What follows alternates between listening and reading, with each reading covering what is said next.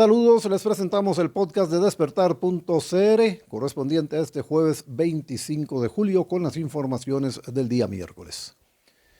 El presidente de la República, Rodrigo Chávez, puso de nuevo el dedo sobre la idea de que el país debe ir a una Asamblea Nacional Constituyente, aunque reconoció que no están dadas las condiciones para ello, en tanto la convocatoria la tendría que hacer la Asamblea Legislativa. Recurriendo a una táctica que cada vez utiliza más, el mandatario aprovechó una pregunta en relación con las manifestaciones que hizo más temprano el presidente de la Asamblea Legislativa, Rodrigo Arias, para hacer un juego de palabras y conceptos en donde no quedaba claro si estaba refiriéndose a lo que dijo este o hablaba de forma genérica. Arias dijo en la sesión especial del plenario en Guanacaste que no existe plan B. No sucumbamos ante los deseos de quienes buscan dividirnos y hacer de hermanos enemigos.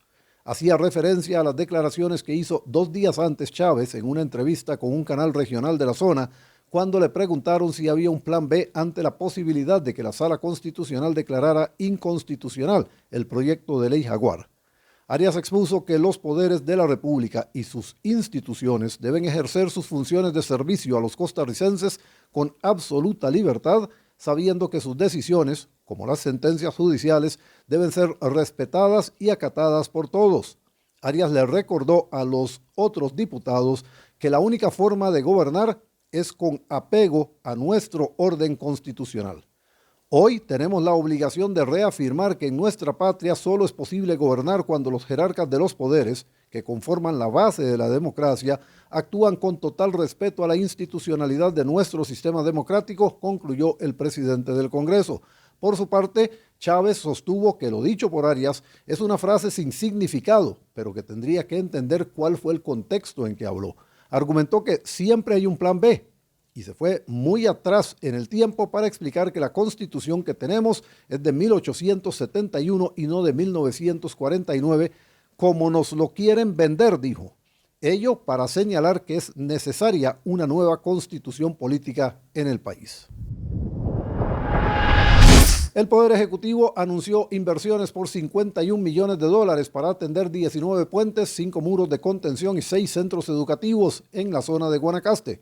Pero en realidad el anuncio tan solo corresponde a la reiteración del programa de emergencia para la reconstrucción integral y resiliencia de infraestructura. Se trata de los proyectos desarrollados por la Comisión Nacional de Prevención de Riesgos y Atención de Emergencias que se le presentó al país hace varios meses y que se financia con un préstamo del Banco Centroamericano de Integración Económica por $700 millones.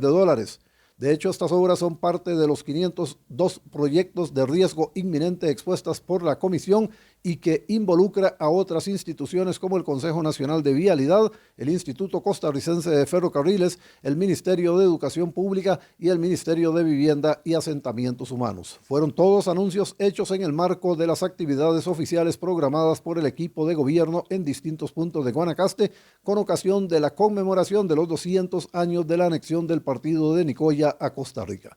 El CONAVI intervendrá 18 puentes sobre los ríos Tronadora, Socoyo, Tenorio, Azufrado, Santa Inés, Tempisquito, Sonzapote, Las Vueltas, Igaray, Cabalceta, Carrizal, Gallina, Santa Rita, Avangares, Javillo, Congo, Santa Rosa y Salitral. El impacto que tendrá la regla fiscal en la educación costarricense en los próximos 10 años es uno de los temas que analiza el Estado de la Educación 2025 del programa Estado de la Nación.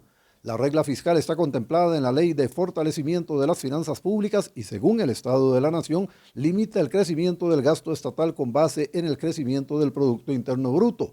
En el Estado de la Educación 2025 habrá un capítulo especial en el que se analizará la identificación de áreas prioritarias de atención que le permitan al país salir de la crisis educativa y mejorar los resultados en la próxima década.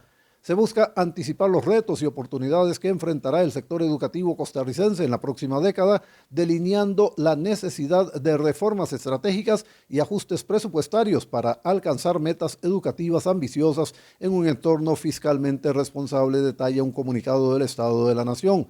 Entre el 2018 y el 2024 se ha dado una reducción sostenida y fuerte del presupuesto del Ministerio de Educación Pública, pasando de un 7,4% a un 5,2% del Producto Interno Bruto, respectivamente, preocupación que ha sido señalada por diversos actores como la Contraloría General de la República y los sindicatos del sector educación.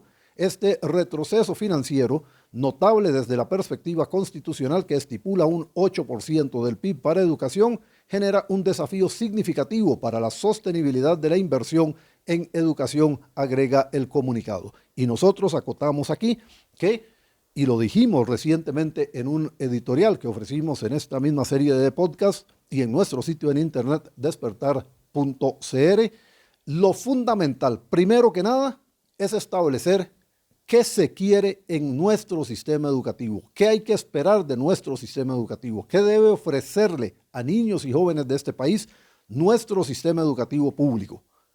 Una vez definido eso, se podrá establecer cuántos recursos se requieren para lograr esos objetivos. Y ahí entonces se debe definir el presupuesto. El gran problema desde nuestro punto de vista es que se está haciendo al revés, se está definiendo un presupuesto y después se ve para qué alcanza. Hoy en día el presupuesto para educación simplemente alcanza para pagarle a los funcionarios del Ministerio de Educación. Básicamente para eso alcanza. Por eso cuando ustedes revisan cuál es el nivel de ejecución presupuestaria en el Ministerio de Educación, siempre tiene el más alto, entre 97 y 98%. Sí, es que solo tiene plata para pagar eso, no tiene para nada más. Y hasta eso a veces hace mal. Entonces, hay que darle vuelta al asunto, definir qué nos debe dar nuestro sistema educativo y luego ver qué se requiere para lograr esos objetivos. Ahí es donde está, desde nuestro punto de vista, la clave. Luego de casi 16 semanas de permanecer cerrado el paso por el Puente de la Amistad sobre el río Tempisque para la realización de obras de mantenimiento, este miércoles cerca del mediodía fue reabierto. Los trabajos de rehabilitación incluyeron el levantamiento de la estructura en 2 centímetros para reemplazar soportes afectados por la erosión y la falta de mantenimiento. Los nuevos ofrecen una mejor respuesta antisísmica según los especialistas. Además se colocaron nuevas juntas de expansión, iluminación con paneles solares para evitar el hurto del cableado, recarpeteo y señalamiento de la superficie de ruedo. El proyecto implicó una inversión de 1.500 millones de colones distribuido en 2 partes, 135 millones para el recarpeteo y la demarcación y 1.365 millones para atender las obras mayores. Cabe destacar que los trabajos fueron ejecutados por la empresa Instrument Metalmecánica y fiscalizados por ingenieros del CONAVI.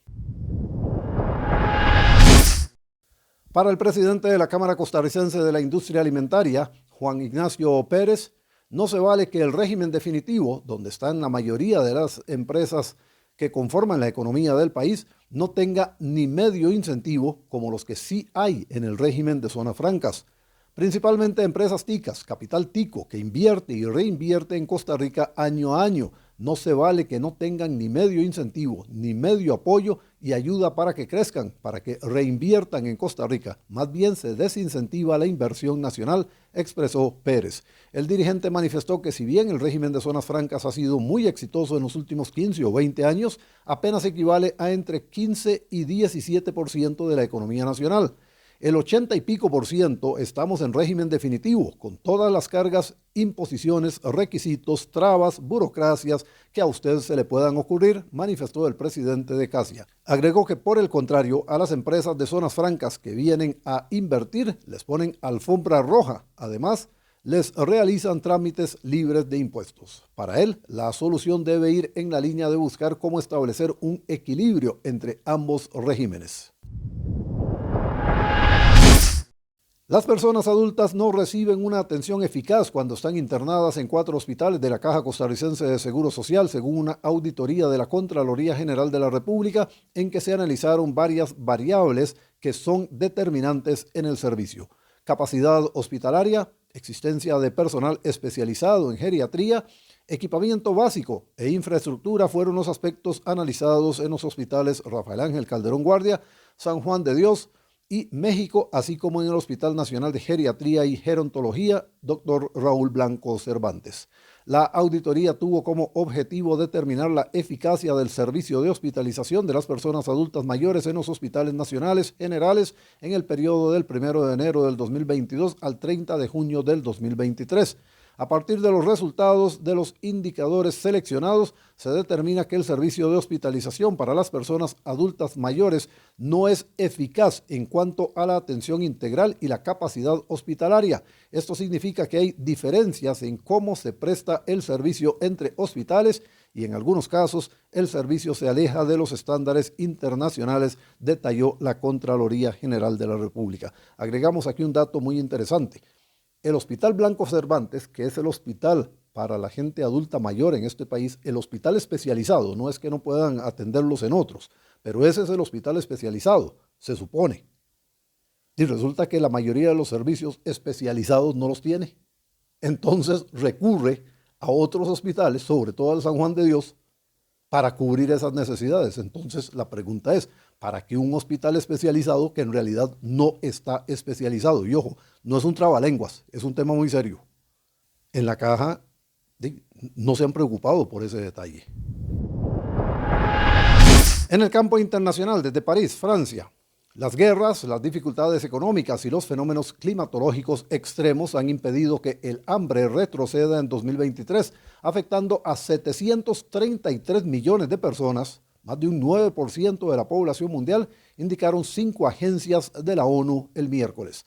La situación no es la misma en todo el mundo. El número de personas que pasan hambre aumentó en África, se estabilizó en Asia y se redujo en nuestra zona, en América Latina y el Caribe, donde 41 millones de personas pasaron hambre en 2023.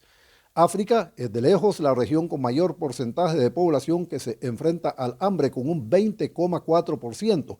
En Asia es del 8,1%, en Oceanía del 7,3% y en América Latina y el Caribe del 6,2%. Las conclusiones están expuestas en un informe conjunto de la Organización de las Naciones Unidas para la Alimentación y la Agricultura, el Fondo Internacional de Desarrollo Agrícola, el Fondo de Naciones Unidas para la Infancia, el Programa Mundial de Alimentos y la Organización Mundial de la Salud. El documento subraya que la inseguridad alimentaria crónica aumenta de manera general desde 2016-2017, señala a la AFP David Laborde, economista de la FAO y coautor del informe titulado El estado de la seguridad alimentaria y la nutrición en el mundo. Con esta nota terminamos este repaso de las principales informaciones del día. Recuerden que pueden ampliar en despertar.cr. También nos pueden seguir a través de X y de Facebook, así como también pueden repasar con nosotros las principales informaciones diarias en estos podcasts que ofrecemos en todas las plataformas disponibles. Gracias.